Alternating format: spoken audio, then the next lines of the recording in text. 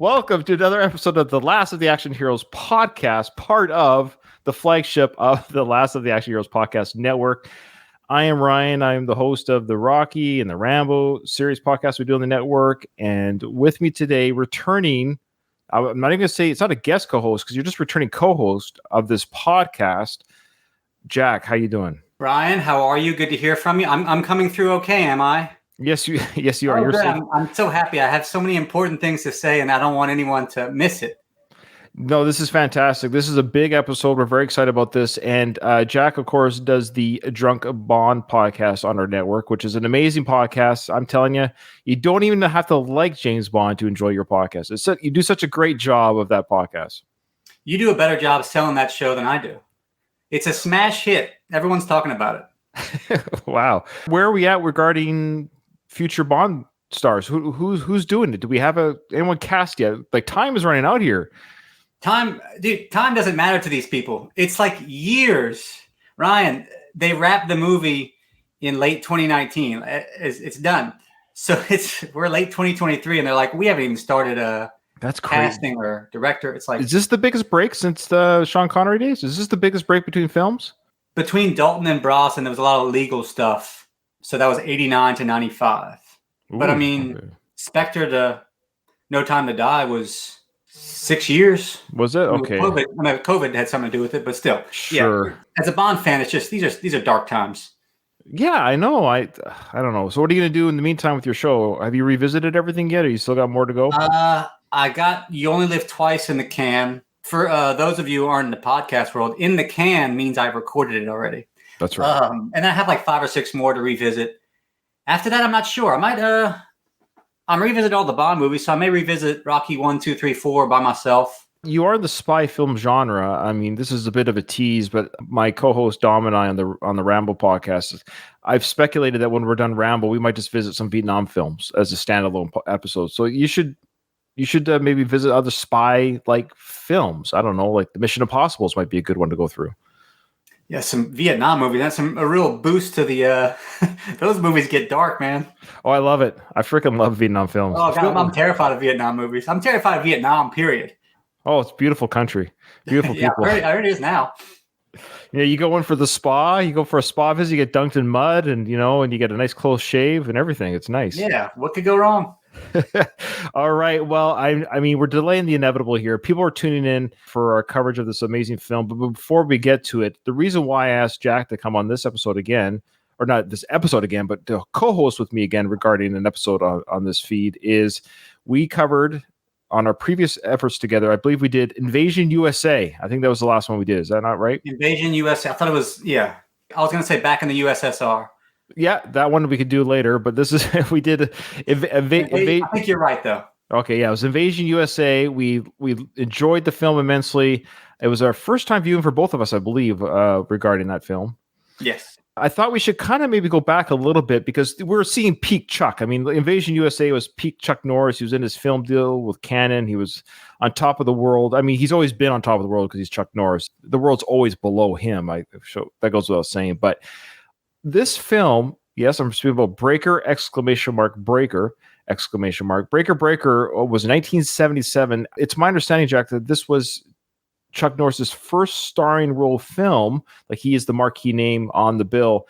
Kind of the first film where he wasn't the bad guy. He was playing bad guys before this? I think so. I know he squared off against Bruce, I believe, on an earlier film. Bruce Lee, not Bruce Willis, but Bruce Lee, the other Bruce. He squared off against him, and I think kind of his first starring role as not a baddie, so to speak. He won the Karate National World Championship win. What's the timeline here? Oh boy, my Chuck Norris knowledge is not very good, and I hope he doesn't hear this podcast. He'll be very disappointed in us. He's not live tuning in right now? No, he didn't make the announcement. You didn't post it early enough. He would have gotten on board. I think so. Yeah, Chuck's still alive. I think he's 83 now, if you can believe it. Is he really? Yes. Wow. Face is only 20, but yeah. He still looks good. I mean, I was surprised. I don't ever see Chuck Norris as a young man. He was good looking dude. Yeah, I mean, old joking aside, as far as an 83-year-old guy, we should all be so lucky to be as healthy as he is at that age. So when he did the Expendable cameo in Expendables Part 2, that was in 20, I think it was 12 or 14. So let's say 10, 11 years ago. So yeah, he was 73 then. So he was about just a little bit younger than Sly is now. So yeah, these guys are taking care of themselves, and rightfully so, that they can still move around. And speaking of 80, I just saw, side note here, I saw the Indiana Jones film, Dial of Destiny, and Harrison's 80. Yes, he is. How'd you like the movie, by the way? It was just fine. It was fun. That's probably what I assumed I was going to think. It was fine. It was fun. It was just a fun, but it's so funny. Nostalgia has a big hold on people's reviews. Had this film been released, I don't want to say too much about it, but there's the beginning half hour is like a mini sequel to Crusade. Okay. So I think the timeline was after Crusade, before Kingdom Skull. We get like a CGI'd Harrison Ford, young-faced Harrison. There's like an indie adventure that's the prelude to the rest of the film, because they basically grab the Dial of Destiny. Right, It shows you just like at the beginning of Last Crusade. They show you how they got this other medallion when he was a kid. It's the same ideas. It was really well done, and what it made you do, though, it made you realize there was so much wasted time where we had a younger Harrison. We could have done more of these films. We could have had 7 or 8 Harrison films as indie, as a grizzled indie.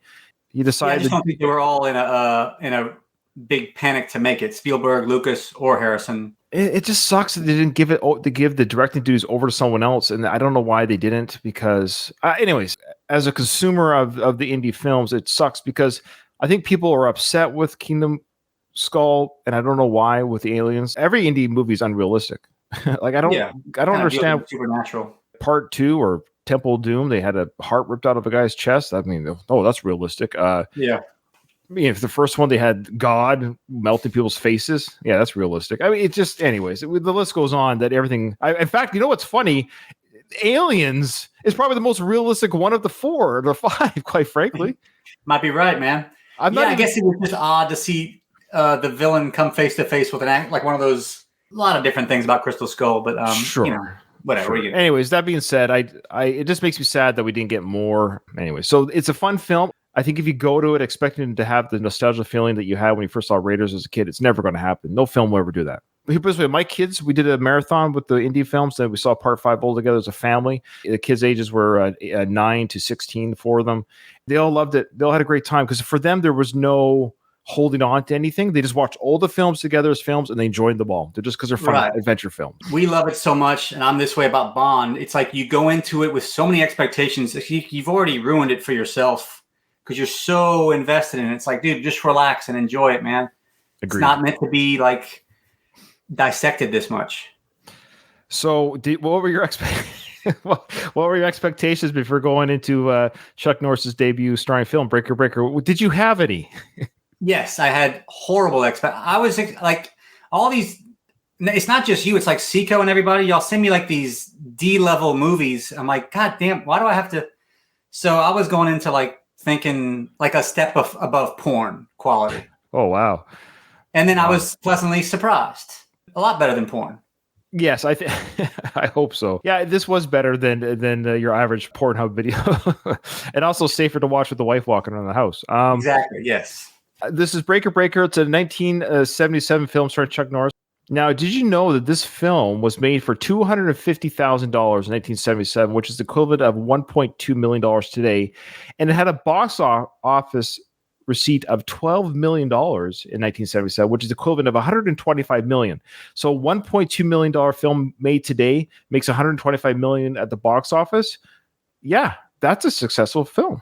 Yeah, that's impressive. What was drawing people into the theater? Was Chuck Norris kind of a name a little bit? What was... It was a combination of, again, this was his first starring role, so people weren't clamoring for a Norris film, but great question. I actually think I have your answer, because in the 1970s, there was a notable cultural phenomenon in the U.S. that revolved around semi-truck drivers and citizen band radios. Really? Yes. So during this period, truckers often had CB radios installed in the rigs as an essential communication tool for connecting with other drivers on the road. So you know what Breaker Breaker means for those, well, you probably do, but for the uninitiated, Breaker Breaker is just basically you're announcing yourself. I'm in the military, so we'd say announcing yourself on the net. You're basically saying I'm on the net, or I'm on the radio. My call sign could be Chuck Norris, or let's say it's Chuck. So, Breaker Breaker Chuck on the road here, whatever it is. And you let people know that you're in the area. And so this phenomenon, Jack, was so big, so huge that it started with truckers, just further on the road. A combination of, yes, for communication to say, hey, there's a roadblock up ahead, or ice up ahead, or storms, or cops up, or next truck stop is full, or scales are up ahead, all that kind of stuff. But it turned out to be that they would use it to chew the fat, as they say, to talk. And then it kind of bled into public life.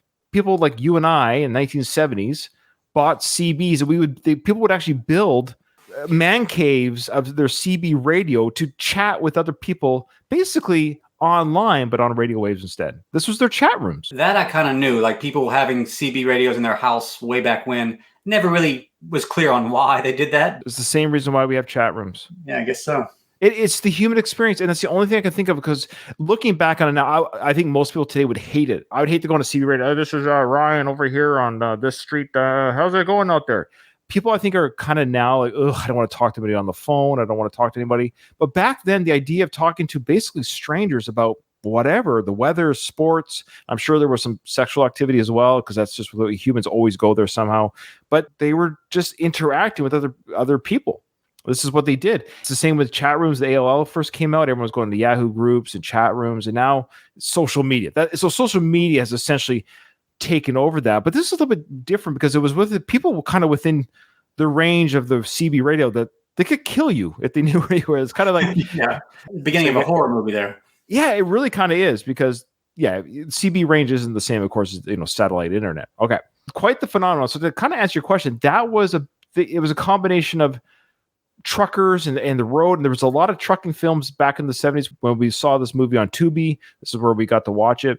Every streaming site shows you, like-minded films that go with this film, and there was tons of like different trucker movies in the 70s. So this was kind of like a phenomenon of, this was their cinematic universe in the day of trucker films. I was just assuming this was the only one, and like this is a trucker's holy grail of movies. But so there's a lot of these things. Yeah, there's a few. Well, I'll have to go look into all those. Yeah, we could start a whole new network on the trucker film. Yeah, instead of being your co-host for all the Chuck Norris movies, can I just be your trucker co-host? Chuck Norris? Chuck Norris, exactly. I've already decided you and I are going to cover Chuck Norris films. I'm sorry. I got somebody else to do the Burt Reynolds films. You're doing the Chuck Norris films with me. I'm so lucky. Okay, so that's a little bit of the background of the film. Chuck Norris was paid $5,000 to do 11-day shoot. 11 days. That's all it took to film this movie. Wow. He said, I didn't know anything when I made that movie. We shot it in just 11 days, but it was amazing. People loved it anyway. It's a down-home kind of movie. It's still my dad's favorite, he said. The 1977 trucker revenge film was definitely not a critical favorite. One critic dismissed it, noting Norris, can't act his way out of a lunch pail. Oh, that's harsh. But however, the $250,000 movie went on to do $12 million in ticket sales. That is a huge profit for the. Now, did Chuck Norris end up tracking down that guy that wrote that review? Yeah, that was the last review he ever wrote. Do we know what happened? Yeah, we don't know what happened to him. Let's just say he never wrote again, and he never saw a movie again. He never did. He never did a lot of things again. Now, Breaker was directed by this guy. It's so funny to see what these cast members do from these old films. Do you ever look to see what else they've done? Or The Judge, I was like, I've seen this guy. I don't know where. And I went through his IMDb for a very long time. Yuri Testikov from Seinfeld. I can't remember what the episode was. It might be the marine biologist. That's the guy. Oh, is that the same guy? Yeah, who throws the planner thing out the window. That's hilarious. That's him. I love that kind of stuff. I love it. Yeah. So Breaker was directed by this gentleman named Don Hewlett. Okay. He was born in 1937. He's since passed away in 2008 at the age of 70. So almost a full life there. Thoughts and prayers. Yeah. His last movie to direct, though, was 1982. So he only directed 3 movies. His first film, Breaker. Then in 1979, 2 years later, A Great Ride. And then in 1982, Tennessee Stallion. So he was doing pretty good for himself, 2-3 years. And then it just stopped. But what's even more interesting, he still worked in movies a little bit as a composer. And so kind of like John Carpenter, Don Hewlett, he also did the music for this film and many other of his films. Really? Director to composer or vice versa? I've never heard of a director going to composer or vice versa. Well, the only one I can think of is John Carpenter. He does his soundtracks for his films. Okay. Yeah, and they're both about the same time. So interesting, the 70s, and partly probably because of budget or whatever. But this dude, He did that guitar music, and what did you think of that guitar type music throughout the film? I kind of can't picture it in my head. We'll pick up some scenes. We'll go through a couple scenes, maybe if you have a couple in mind. It'll all come flooding back to me. I can feel it. It's a very interesting composition. I kind of liked it. It seemed out of place at first, but I kind of dug it as the movie went on. I kind of like, oh, it was unique. It was unique, definitely, but it was also the 70s. Okay. Yeah. So here's basically the premise of the film. Here's a truck driver, which is Chuck, searches for his brother, who has disappeared in a town run by a corrupt judge. Okay. The opening of the film, it's hard to break down these films because they just don't make sense in the real world in any way, shape, or form. You just can't arbitrarily create a town. Yeah, I don't know how that worked, like getting a charter. I mean, this town looks like this is like 250 years ago. Yeah. Like there's no paved roads. No, it's all dirt road, and it's the 1970s. Yeah, the movie takes place in present day 70s. Like it wasn't like we're building an old hick town. This movie might have served better had it been like it was trying to be a trucker western. Right. But we know in the 1970s they had paved roads. I mean, even the buildings, they look like an old western. Everything looks like it belongs 300 years ago. But for some reason, like everyone's driving cars and has like blue jeans on. Let's just give the opening sequence a little bit here so the people can see and hear the opening sequence of basically what sets up the film. So the Judge Trimmins, he's building a town. Why these people have shown up, why they've agreed to be a part of it. A lot of these people are family members, yes. People are here to be like, yeah, we're going to live in this town. And in and of itself, that shouldn't make them evil. But apparently that might have been the whole gist of building this town is that they could have run a corrupt. They built a small township just so they could be a corrupt township. Like, what's the end game here? They don't allow tourists, so they don't want like tourist money, and they're just like terrorizing each other. Like, what are y'all even trying to do? I guess they're just breeding with each other in their own family, and it's going to be a trimmings town. I was never really clear on that. Here's a little bit of the opening of the town. So at the very least, we'll get the opening of the town. This is the main bad guy talking, the judge. Thank you, Arnie. Thank you very much. That boy, Arnie. What a proud and glorious day this is. We, the people who have labored so hard, who have sacrificed so much, and who have kept the faith so long, have been granted a momentous goal. No longer will we be regarded by the Philistinian masses as common gypsies. No! That's right, Judge. The state of California, in spite of its obstructions, red tape, and pig-headedness, has granted us a city charter. Okay, I love the way he acts. He's just aggressive, man. He needs to calm down. They did do it legal. Oh, yeah. Okay, good. That's the only thing they've done legal. They named the city Texas, California, after his son Tex, who I guess has died. We don't ever find out why or how he died. Okay. Texas City. Okay. So, and then at the very beginning, of course, you wouldn't know it if you haven't seen this movie more than once. But at the very beginning, we see the damsel of distress single mother that we catch later on the film. She's there with her son, which she is it was her husband who had died. Oh, I know why. He was killed. Texas? Was that Tex?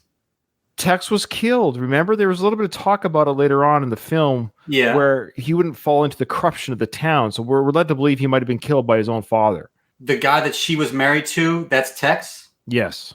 How about that? Yes. So that's why they're in the town. And so we're led to believe that because he wouldn't take money from the dad or whatever, even though they lived in the town. And I don't know.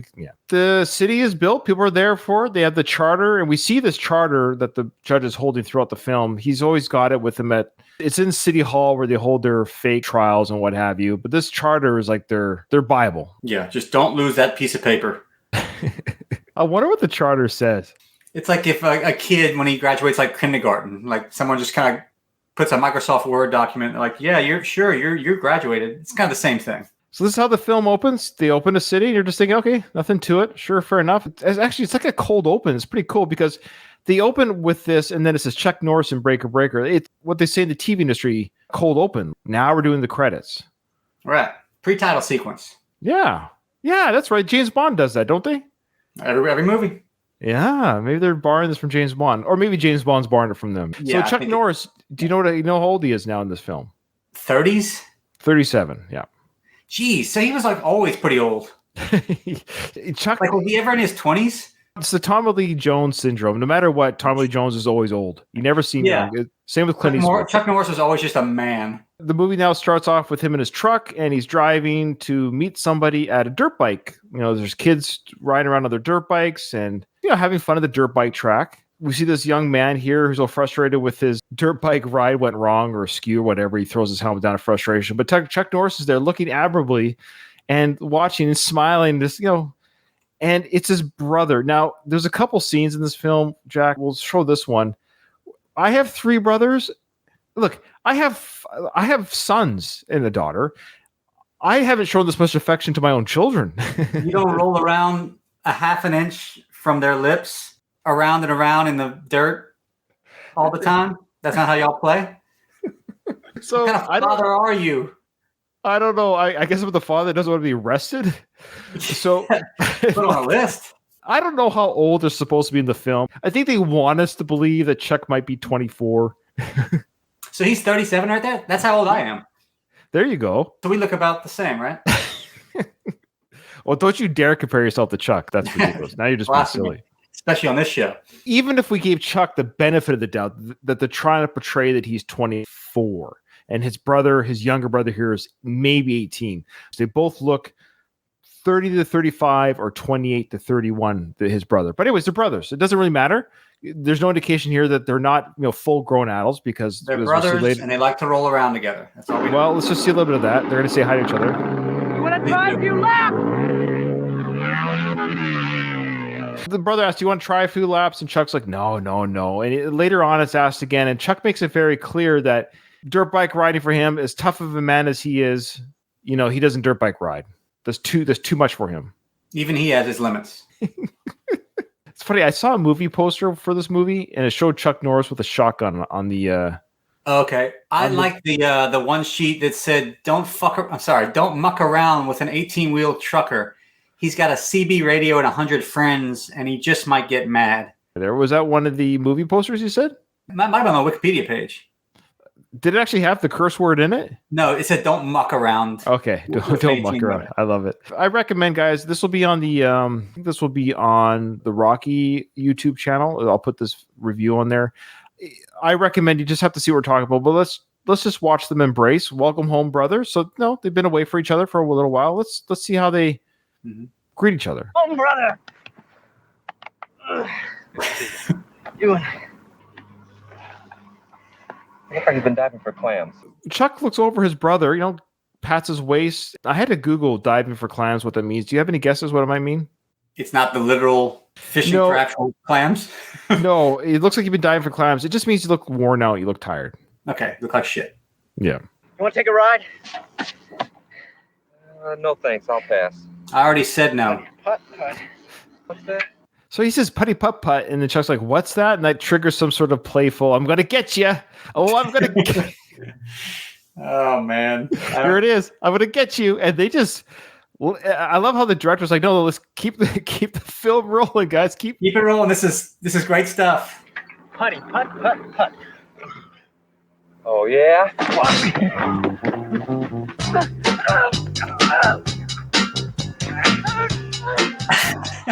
Now, he's my age. I don't roll around with men like that. Yeah, they're just rolling around, and the porn music kicks in. I'm not sure what that's all about. Yeah, well, maybe it's not a step above porn. Okay, so the next scene is Chuck is he kicks his brother in the butt at the truck stop. So they're at some sort of truck stop. He's saying hi to a friend. The friend's husband has been beaten to a pulp from the guys in Texas City. So we've all of a sudden we just have physical assault happen off camera. Let's hear how this is spelled out to Chuck. Howdy, John David. What happened? Paralyzed, JD. I will give Chuck full credit in this film. He's a very hands-on guy. He is. He gets handsy with a lot of people getting handsy in this movie. Don't forget the judge later. He gets real handsy. Yeah, he gets kind of handsy, uncomfortable with the grandson, which is weird. Oh, yeah. I don't like when Grandpa drinks. We can have a drunk Bond podcast, but not a drunk grandpa with the grandkids. No, that's a different tone. Okay, so he's got his arm around her, comforting her. So he's been paralyzed. How? We'll find out. What happened, Dottie? got beat up by an animal named Strode in Texas City. So she's got a name and a location of the attacker. Anyone want to call the police? They're just too powerful up there. What's the point? Okay, this town exists just around the corner, apparently, but nobody can stop them. Yeah, and they have like 50 people in that town. Again, it looks like shit. There's no roads. They don't have any technology. You could take them down. Again, so he's been paralyzed his whole right side. And I did Google this. It is true. This I know Chuck would never lie to us in his films, but No. if you're beaten enough in a certain, like you can be beaten to the point where half of your body, like on the right or left side, is paralyzed. So it's legit. It all checks out. Yeah, it's a Chuck checkout. It all chucks out. It all checks out. His whole right side. I've been driving Jack's rig ever since he went into the hospital. I love how in this film anyone can apparently just drive a rig. Oh yeah, anyone wants it. The rules were a lot less stringent back then. Now, I dare say the actress playing Dottie, is that her voice? Because this is some heavy ADR here. Oh, I don't know. It just sounds like it's really not coming from her talking to Chuck here.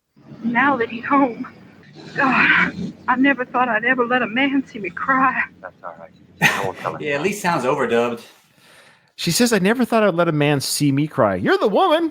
Of course you're going to cry. Come on now. I mean, I can see the other way around. But she's had to be the man of the house since he's been injured. mean, Dottie's tough, man.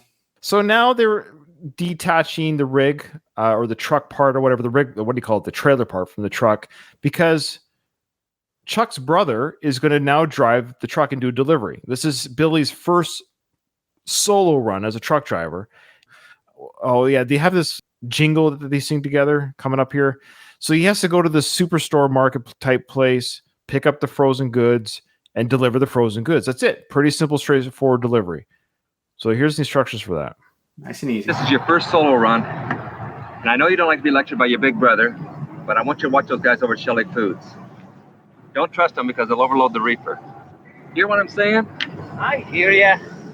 I want you to weigh the load before you put it on the road, okay? I will. What am I hauling anyway? TV dinners. Yeah. If it's from Shelley, It's good for your belly. What do you think of that jingle? Catchy. I had a Shelley dinner for lunch today. How was your TV dinner? I mean, Billy doesn't like it. He goes, yuck. Well, Billy doesn't know what he's talking about. Salisbury steak. TV dinners are the bomb, man. True. When I was a kid, if you got a TV dinner, that's like the next best thing to. Yeah, we cooked like every meal, but the few times I was able to have that, like in high school, oh my God, love those things. So Billy's going on a solo run. Chuck couldn't be prouder. Look, we're just going to call him Chuck. I know his name's JD, but there's no point. Chuck's Chuck in every film. Okay. Chuck. All right. So off the rig goes. They do a lot of shots of the Chuck driving. Of the Chuck driving. Sorry. Of the Chuck driving. Truck driver. He's a Chuck driver, yes. This dude.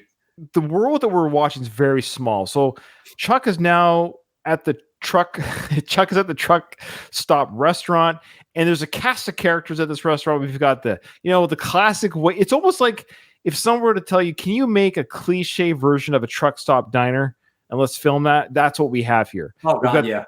We've got the cast of characters. We've got the bully who's coming in to challenge Chuck to something that we'll show you later on. And then we got the waitresses who are sexually assaulted with every order. It's your classic truck stop. Yeah, like his buddy. I mean, I'm not sure if he's all right up in his head. And then that tough his outfit, the see-through tank top. Looks like he belongs in the Village People. Like, there's a lot going on here. Here's his buddy. They're just having a fun little conversation at the table here. He's not right. The other day, and by the time I got home, I couldn't even smell my own feet. I still can't smell. Ruined my nose. What do you know about a man named Strode? So say the guy's a kook, but of course Chuck's the normal one, but he tolerates it. He laughs, plays along because he's harmless, right? But he goes right into, what do you know about a man named Strode? This is the individual by name who beat his friend up to a pulp. Cops aren't involved. Chuck's got to take care of it, right? He's looking into it. You saw Jack.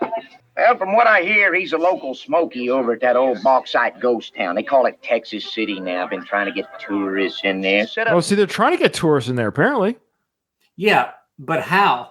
Prices are more for tourists. They treat them all horribly. I don't know how they're trying to get them in there.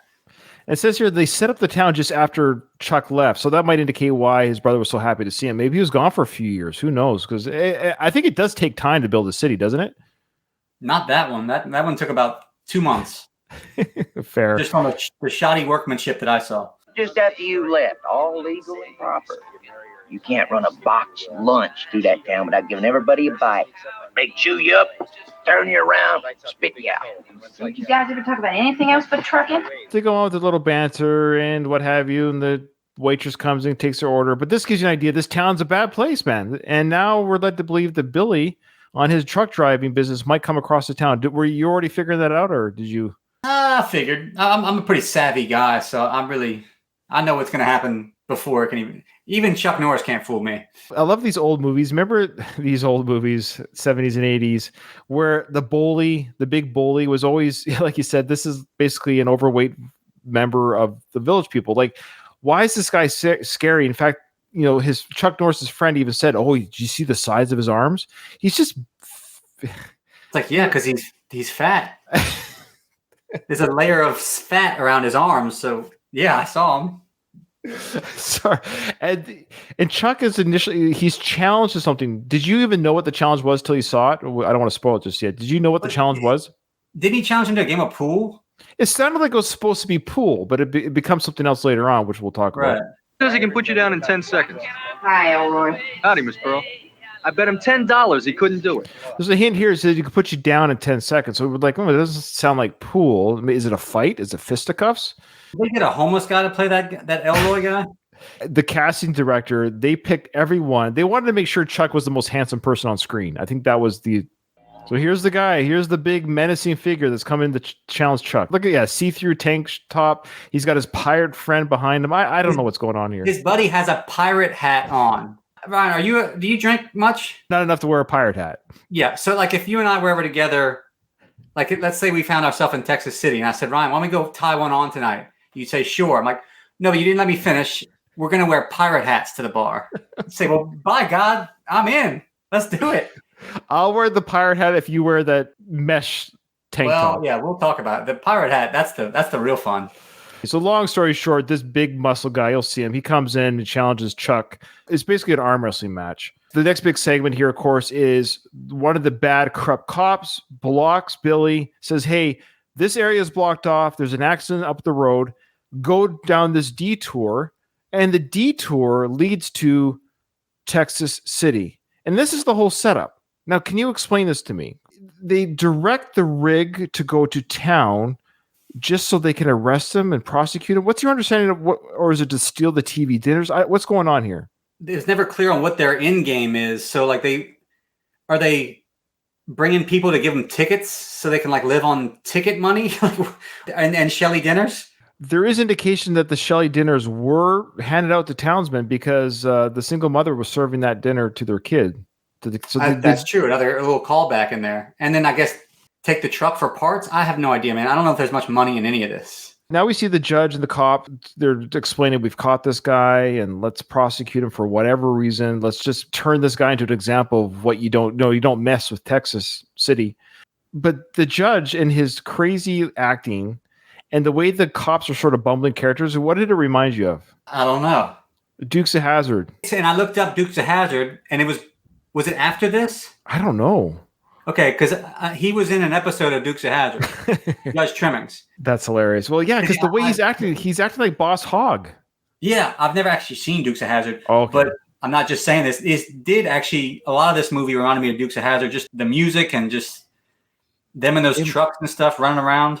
If it's not the same time, I know I watched it when I was a kid in the 80s, but I think it might have been reruns even by then. But yeah, I mean, it was that show when I realized that I like girls. It was definitely that time. Nice. Yeah. Good for you.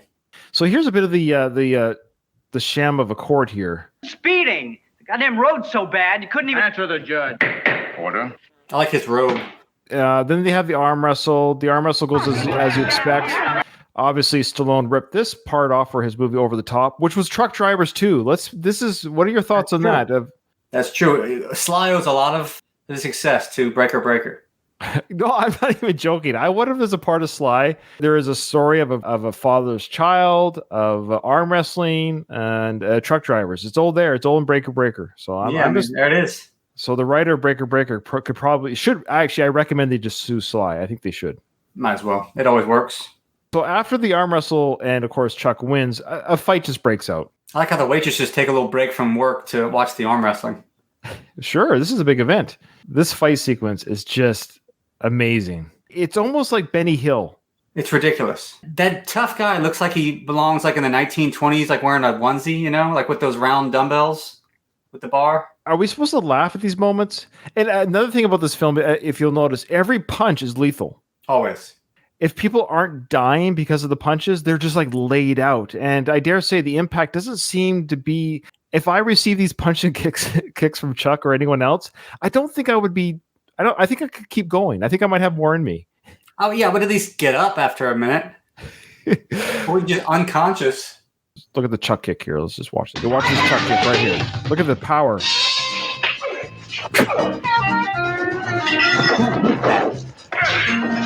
Now, if you were to tell me that Chuck Norris was a karate champion after watching this film, I didn't know that before, I might doubt you. Yeah, he wasn't that impressive. No. He knows how to do a roundhouse, turn around and kick. He's got a couple of skills, but I wouldn't say a champion. I think the reason why, if I was to guess, is not his ability. I think because it's such a low budget film, as you know, like look at the Jackie Chan films or Jet Li films back in the 70s as well. The reason why they were so believable, or Bruce Lee, is they're working with other fighters. They're working with people that are trained to fight and to take hits and to take punches in a way to you know what I mean? They can cushion the punches. Yeah. Chuck can't go full through. These guys are nobodies. They're just like you and I. If we're just like, hey, fake fight with Chuck, like we wouldn't know how to even evade or move in a fight. Chuck has to rein it in because he's not working with professionals. These are all with a $250,000 budget, like you can't have people getting hurt on set. Where did that money go? I don't know. Chuck's haircut, maybe. Maybe he might have had a daily haircut. And this is one of the few movies we've seen without a mustache or a beard. I think throughout the rest of his career, that's not the case. Yeah, probably so. Don't ever get me in a situation like that again, Elroy. Come on, Burton, I need a ride. Here's the mock court. I want to hear a little bit of this. So you get an idea of this, the kind of literally the racket that Billy's about to say this town is running. The racket! We have a fine community here. A group of hardworking people who have a vision of the future. However, outsiders like yourself, they often misinterpret what they see, and are sometimes even critical of what they don't understand. We work together here for the common good. And it is unfortunate that my schedule does not give me the time to take you by the hand and lead you among us, to expose you to our many industries and enterprises. What industries and enterprises does this town have? Yeah, I think Billy knows that's a hawk of shit. This doesn't make any sense. I love this judge. He is spelling enough stuff that just does not exist. I love how he's like, many people have come to this town and everyone keeps saying the truth that this town is just a joke.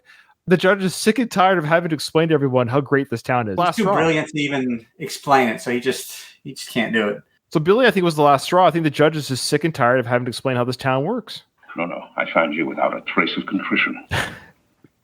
You're insulting to this court, Mr. Norris, and you're insulting to the police officers attendant here. It is a judgment of this court that you are guilty as charged. Wait a minute. $250 or 250 days. You guys are crazy. Please pay the fine. You won't get away. So there you go. Please pay the fine. You might be right there, Jack. Maybe they are just looking for money. Just one traffic ticket at a time. It'll build our empire. Maybe just get a job.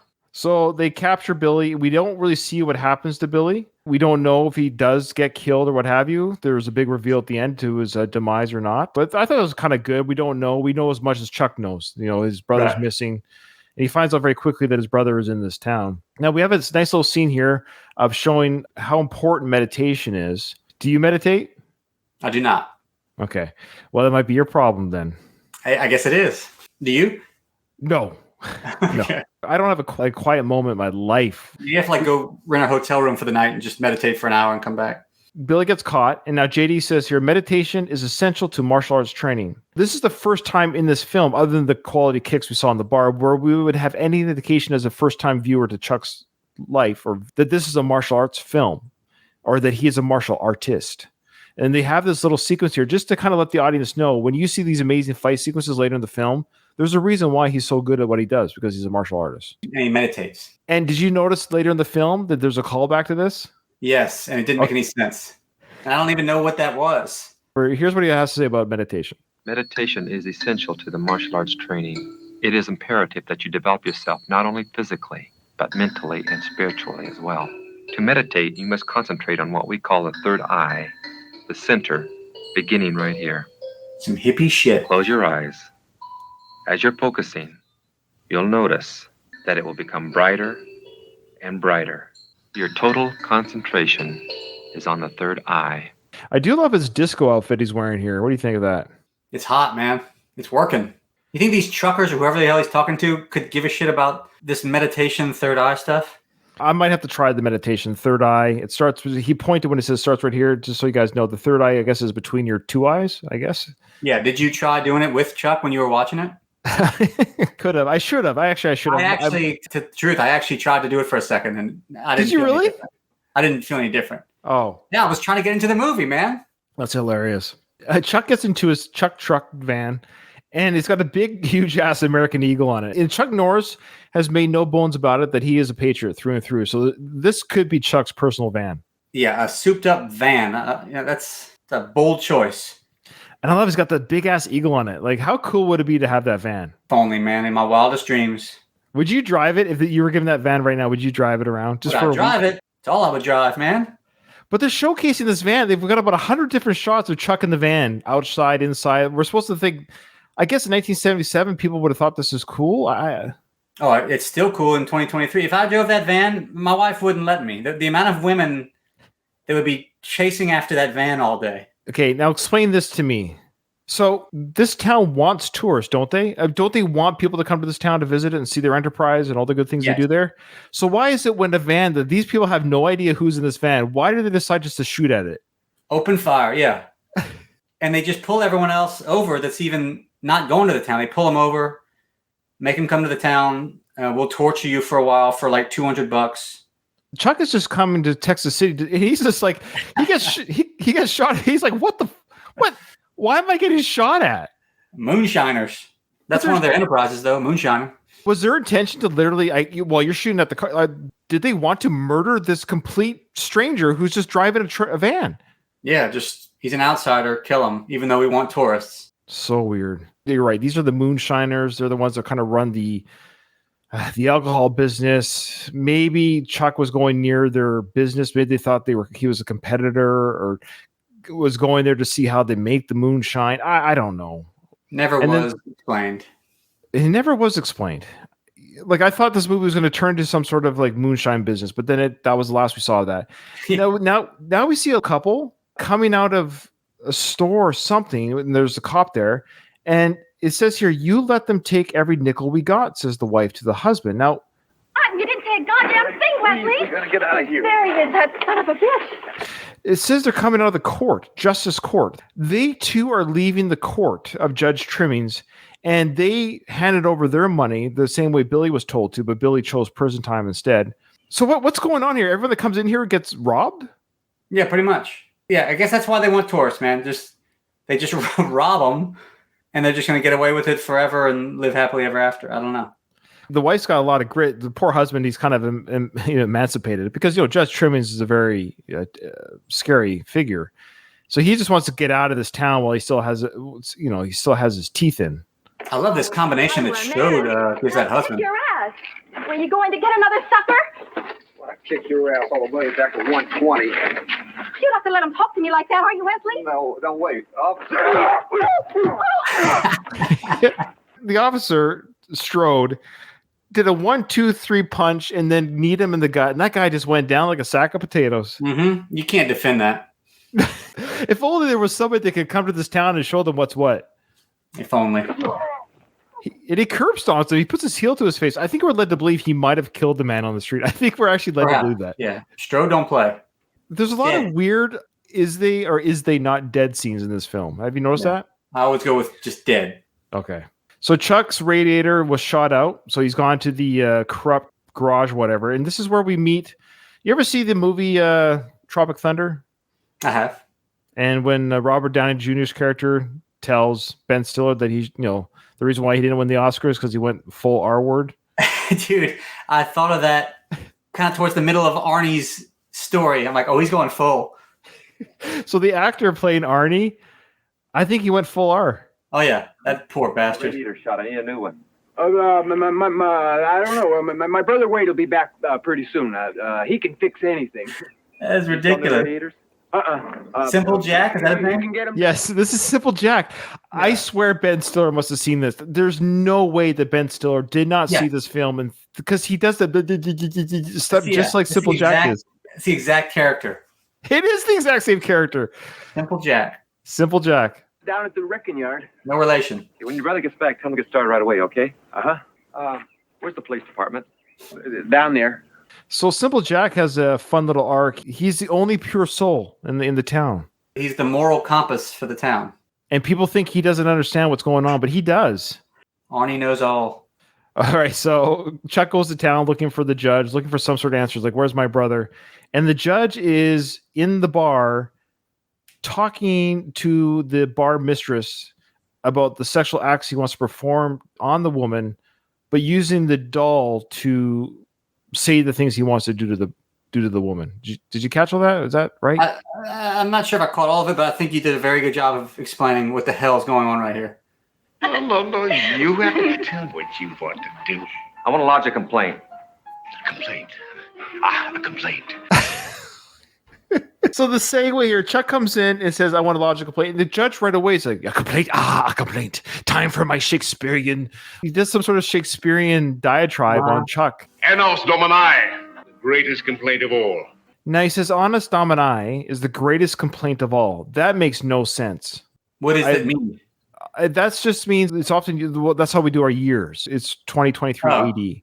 Anno Domino. Yeah, that's it. Yeah. You could tell like he was smart like 20 years ago and like read a bunch, but now he's just like a drunk that doesn't know what he's doing. So that was like just some words he heard one time. Here's another scene here between Chuck and Simple Jack. And what I love is because Chuck, though he can kick everyone's ass, he's so sweet and kind to Simple Jack. You notice that?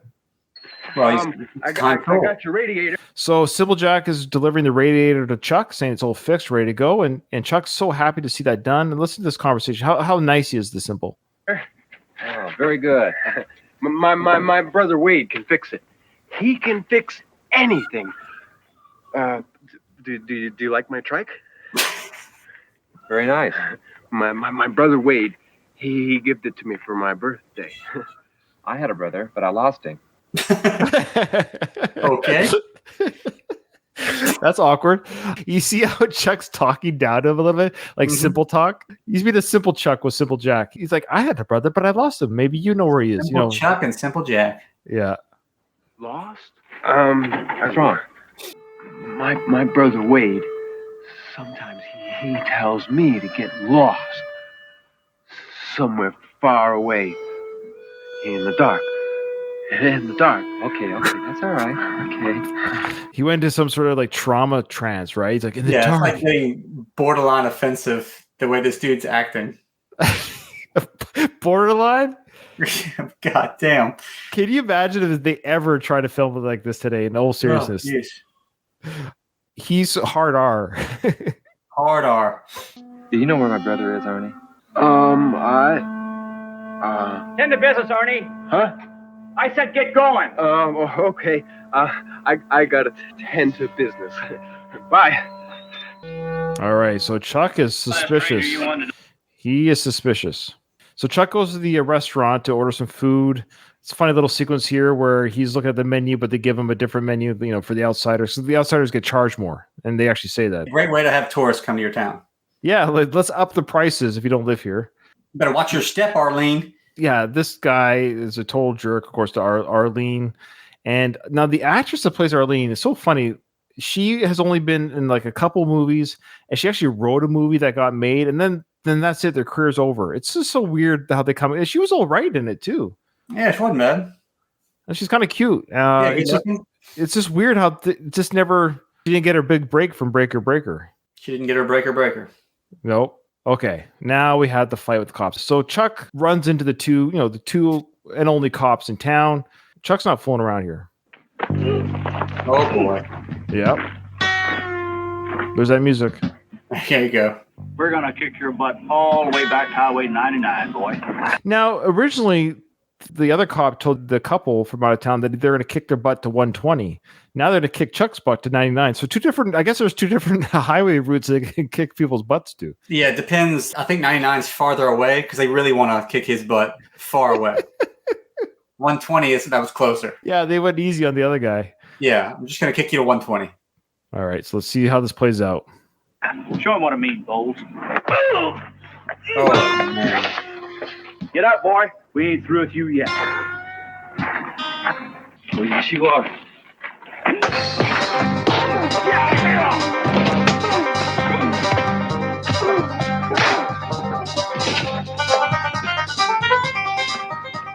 That's the music I'm talking about. I love that banjo kicks in. It's so good.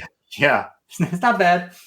It's so good. It grows on you. I don't know what it is. There's something about it. Chuck Norris beats up two cops. The director's like, you know what kind of music we need there? Banjo. Banjo. All right, so basically Chuck does a breakout. He's sort of eliminated the cops, but not exactly. They're still alive, so they're going to come after him. And of course, the only place that he can hole up is, yes, Judge Trimming's ex-daughter-in-law, who's the widow of his dead son. It makes sense that he comes in, and I love in these films how quickly he becomes a part of the family. Yeah, and they like instantly start just unloading their personal history of their entire life. It's like she was just serving you eggs 10 minutes ago, and now... So he's in the house, he's holed up, he's hiding from the cops, hiding from the bad people of Texas.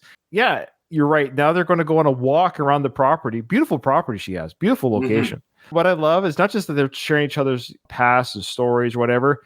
I believe there's a beautiful song playing that I think is just a gorgeous montage of a song. And the lyrics are literally from the song are talking about the very thing that they're doing. I think it's just something like listen to what the girl has to say or something like that. We don't have any ties here. You tell me and I'll tell you. Okay, let's go for a walk, says Chuck. Let's share everything. I never had a family. I was brought up as another sister. At Christmas. So she's saying, like, I never had a family and da-da-da. And when I married Howard, I had a ready-made clan, she says. And then listen. Heard these words once before in another time and place. Ryan, I'm getting emotional. You need to stop it. I want to hear the chorus. I can hear you. That's right. I can hear you, girl. I can hear you, girl. I can hear you, girl. And then it stops just like that. I can hear you, girl. Oh, man. That just gets me getting real misty over here. I dare say, I'm not saying, Jack, you have any problems with the old lady and your bedtime routine, but if you played that to your old lady, you just might have child number 2 coming up. I'm telling you right now. I mean, yeah, it'd just be over. She wouldn't stand a chance. All right, so now Chuck is on trial, or at least he's at a town hall meeting. What you think you've heard, boy? But there's a whole room full of people here that's going to deny it. I don't give a damn about your moonshine, your rip-offs, or any other part of this town. All I want to know is where my brother is. Brother? Who's your brother? He came into Texas City yesterday. Okay. He cracks that joke. There's some chuckles in the crowd in the court. He's like, yeah, okay, I know. It was funny, but be quiet now. I know. I'm a very funny guy. So Chuck obviously asks, he ain't being fooled by this. His brother's missing. He takes off again. All these fights in this movie are just a series of people like rolling around together. Yeah, so Chuck runs away. The whole town is after him. He's literally beating up the whole town in this moment, in this sequence. You're right. There's some rolling around going on. There's one rolling around scene. I don't understand it. It's, again, makes me highly uncomfortable. There's that music.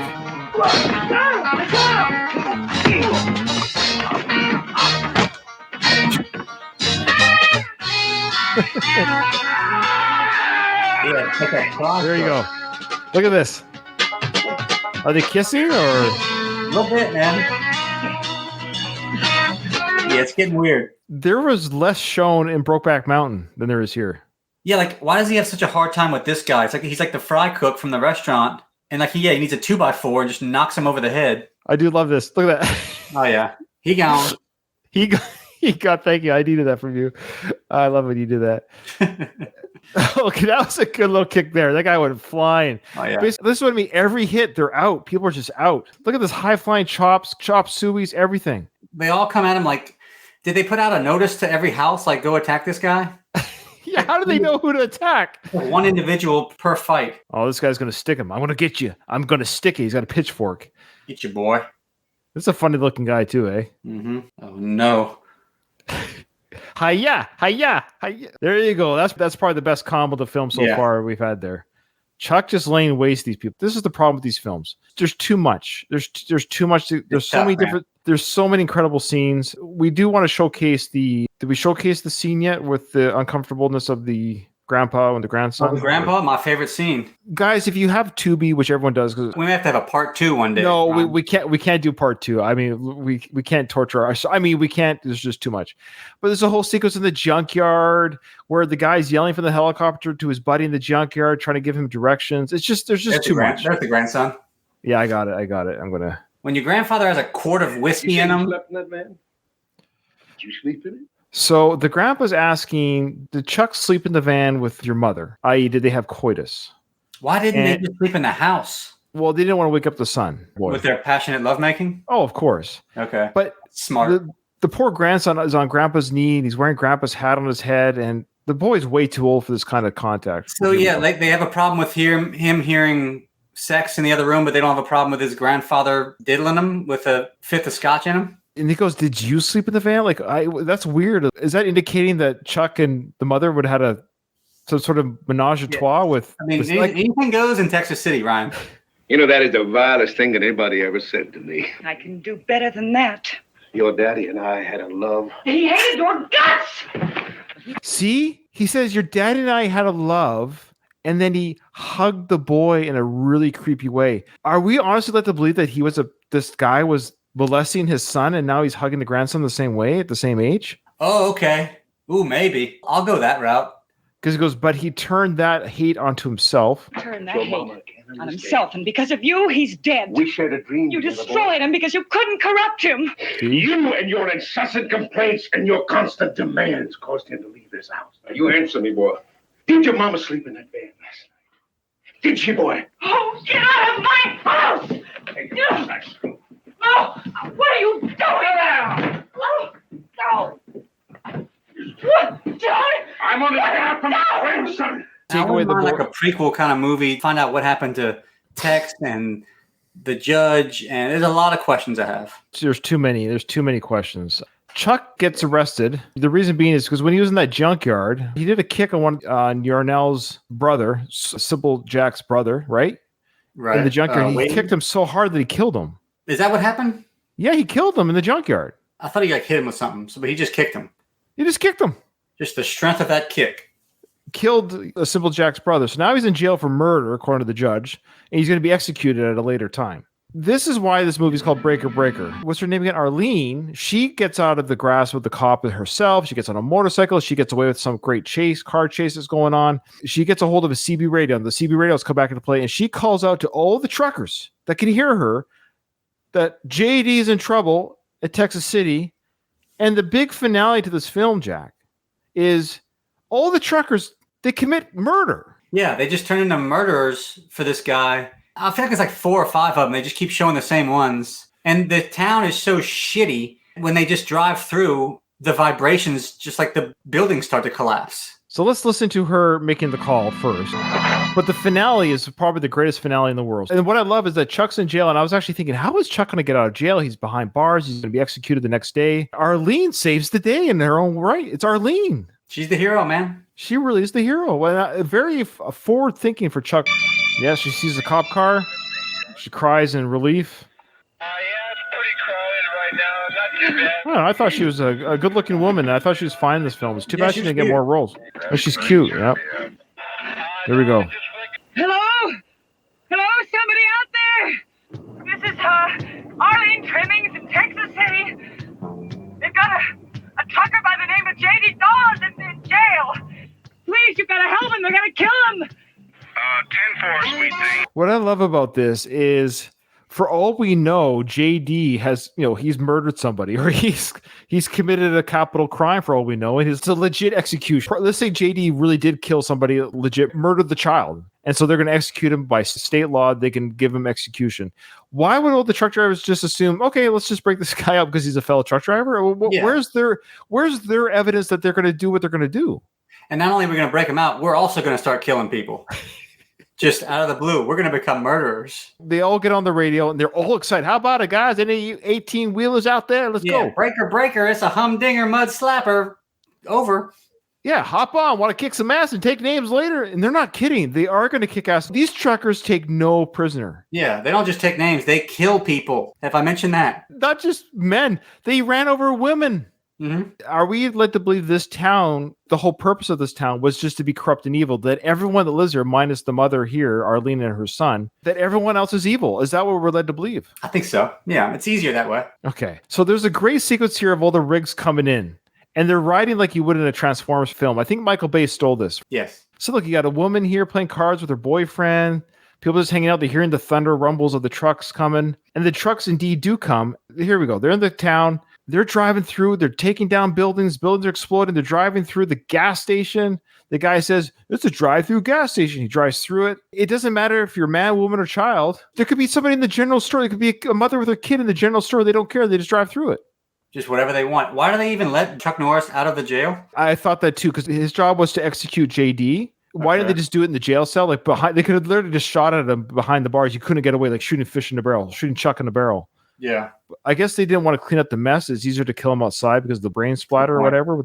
Oh, here we go. So, okay. Arnie. So Simple Jack is telling his cousin, the truckers are here. They're coming. He tries to wrestle the gun away from the bad guy, Wade.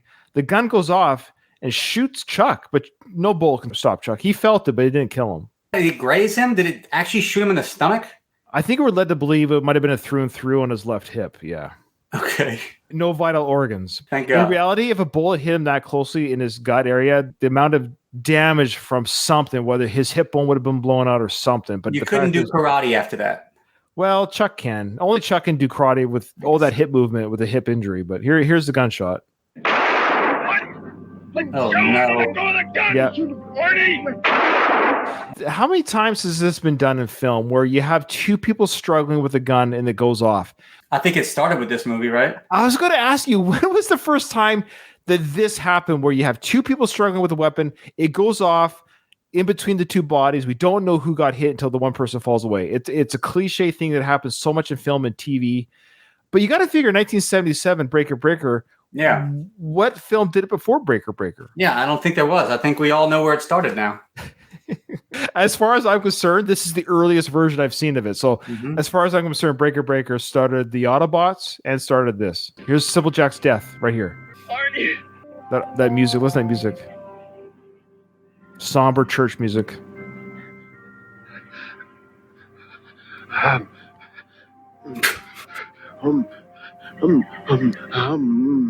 mad at me. Wait. This is ridiculous. It's getting dark, Wade. Oh. Simple Jack. You hate to see him go. I really do hate to see him go.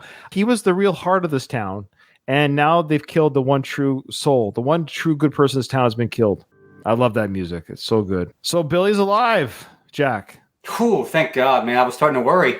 So they just tortured this kid for a couple of days. He's bloodied up. Clothes are ripped up. I dare say he might have been assaulted. I don't want to say it, but perhaps. So Chuck comes in, sees his brother being physically assaulted by Strode. With a gut shot wound. Yeah. So his brother's been kicked 3 or 4 times. Chuck sees it. Now watch the superhuman strength that Chuck has. Watch this. That music. Look at that. Man. Could you imagine having that kind of power? No one can. Of course, those buildings, again, the workmanship, I'm just not. I think a Toyota Corolla could have knocked this town down, not just an 18-wheeler. So Chuck saves Billy. Sorry. I look at their lover's embrace here. This is, again, Brokeback Mountain has nothing on this film. Might be something going on here. Watch this embrace. This is pretty bad. Are you okay? What took you so long? Look at that. Did you see that? Look at this. Look at this. They just love each other. Be right back. Look at this. Your brother, that was your old host on the Rocky show, right? Yep. Y'all ever embrace like that? Oh, man. I don't even know how they acted that. They're not even brothers in real life. This is two actors. They've met on the set. They only known each other no more than 11 days. Yeah. Using the word actors pretty loosely. How dare you? Early in his career, man. Oh, fair enough. Fair enough. We know Chuck becomes a better actor. He's a thespian. I love how Strode watches them embrace. I think he's like, oh, this is even too gay for me. I can't. I'm getting the hell out of here. He walks away from this. Boys, it's time we waste this town. Okay, so now they're like, it's not enough, boys. So now the truck drivers literally, they go through every building, destroy the town. There's still people in that building. They didn't all get out. That's property damage, you know? I think there's one scene, I don't know if we missed it, but there's a truck that shows him chasing down people, and we're led to believe he ran over the people. It's just done off screen. There's the drive-through gas station sequence. You got a gas leak. Yeah. Fire. There's a sequence coming up where the truck is chasing down people, and the people are running through, fire everywhere. Now Chuck is, oh yeah, this fight is pretty drawn out. So these guys fight for a bit in the hay. He's got a what do you call those hay hauler things? The hooks. Yeah, he's gonna hook them. Yeah, he tries to hook Chuck. You don't do that. No, you don't do that. More rolling around. Good groin action there on Choppy. They're having a roll in the hay, man. Literally, they're rolling in the hay. Oh, you're right. Men in jeans rolling around, brother love, everything. It's amazing.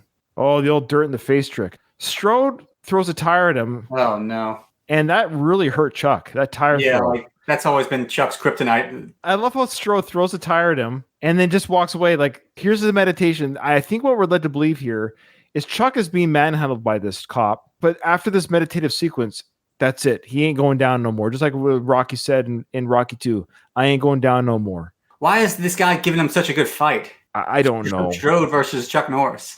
I don't know. The tire hit, everything. But again, this is the second time the bad dude, the bad cop, has had the ability to shoot and or kill Chuck, but walks away for round 3. So here we go. Chuck is now going to meditate, call back to his third eye training. The music, I love it. There you go. That's it. Now he's all better. That's your callback. He just meditated the bullet out of his stomach too. So the guy in the helicopter that was early in the film tries to get away by a helicopter, but the rig's like, no, this is probably a $50,000 budget here. This rig driving through the helicopter sequence. Look at this. Yeah, this is a good explosion. It's decent. Yeah. I wonder what the cost was. Yeah, that's a lot of their budget, man. Hope it was worth it. It was worth it to me. I don't know about you. So the truck drivers are feeling pretty good about themselves. So they've asked on their CB radios, where is the judge? Now, how do they know this guy exists? Why would they even know this guy exists? Yeah, like how do they know the history of this town? Basically, they've decided, the 5 truck drivers in the trucks have decided, hey, Chuck's dealing with Strode. We've destroyed the town. We've killed all the civilians. We have literally murdered every civilian. But the judge and his wife are left. I think they just thought like, well, there's only like 20 houses here, so let's just run them all over. Because they asked the question, where's the judge? They got there, and that's why they're here. And the judge just finished making love to his wife. And the truck drivers are like, I hope you had a good time, judge, because your life is now over. You're done, son. What's that noise, Joshua? So I guess he's dead. He gone. Really, to the listener, how incredible this film is. I just don't feel like I'm doing it any justice. I don't know if people understand just how good this film is. Yeah, sometimes you just gotta leave it up to them to actually just go watch the thing. I assure you people, no matter what we've said or done regarding this film, you have to experience it still. So now Strode is at the horse ranch or the ring or whatever, the riding ring, drinking whiskey or tequila or whatever, waiting for Chuck for the final round. Like, they know they have to end this fight. That this has got to end somewhere. This is the last round. Before they fight, though, we see this horse prancing around. And did you notice that the horse mimicked the fighting that Chuck was doing? Or was Chuck drawing strength and image from the horse's movements to fight Strode at the end? I didn't get any connection. I was so confused by the horse. I'm like, what the hell? See, I'm not that smart, man. I don't get this little subtle. They keep cutting to the horse. We'll just play it out. Tell me if there's not a better composition you could have for a final fight in a martial arts film. This music is key.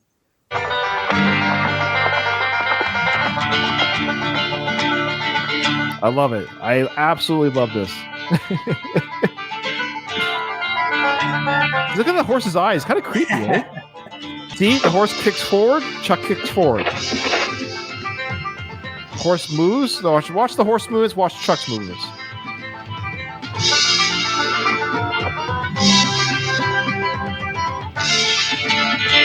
How incredible is this soundtrack? It's not bad. Horse moves forward. Chuck moves forward. Boom. But why? All of a sudden he has inspiration from a horse.